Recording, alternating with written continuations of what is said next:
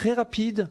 Donc, je vais redonner la parole au docteur Umlil, au docteur Saulnier pour une très rapide. Je parle ici de deux, trois phrases pour répondre, et puis une conclusion aussi, de façon à, on va dire, arriver vers une clôture de débat en ce qui concerne le contradictoire impliquant le professeur Fischer.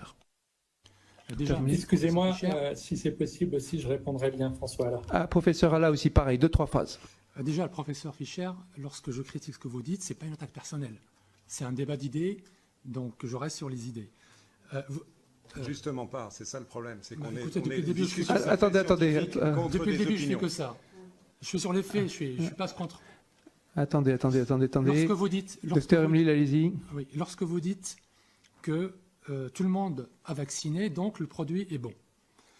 Je vous rappelle que les critères d'évaluation d'un médicament ne dépendent pas d'une célébrité médicale, ne dépendent pas de la pluralité des utilisateurs.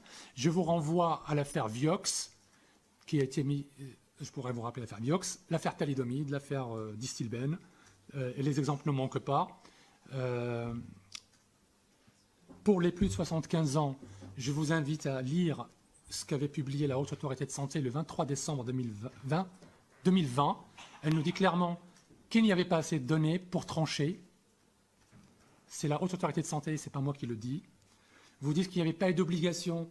Je suis désolé, mais je ne sais pas dans quelle vie.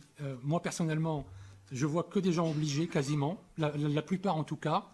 Un pass vaccinal, puis sanitaire, puis vaccinal, pour aller manger un sandwich, pour aller faire du football. L'enfant en question dont je vous ai parlé, qui avait perdu la vue, il s'est vacciné pour continuer de jouer au football. L'obligation pour les professionnels de santé, ça, j'en parle pas. Le cluster, je suis désolé, mais le seul critère juridique qui permet d'imposer à une population une obligation, c'est si le vaccin permet d'empêcher la transmission virale. Si c'est uniquement une protection personnelle, contre les formes graves notamment, à supposer que cette protection soit démontrée, juridiquement, c'est impossible. Je vous renvoie là. Non, mais voilà. Vous pouvez conclure sur la réponse, s'il vous plaît. Oui. Alors pour les enfants, je suis désolé, vous reprenez l'autorisation de mise sur le marché. En décembre 2021, moi je l'ai consulté. C'est écrit comme ça. Population pédiatrique, l'Agence européenne du médicament a différé l'obligation de présenter les résultats des études. Et dans la ligne suivante, on autorise quand même.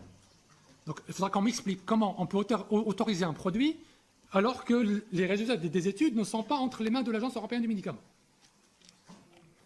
Bien entendu, merci Monsieur Umlil.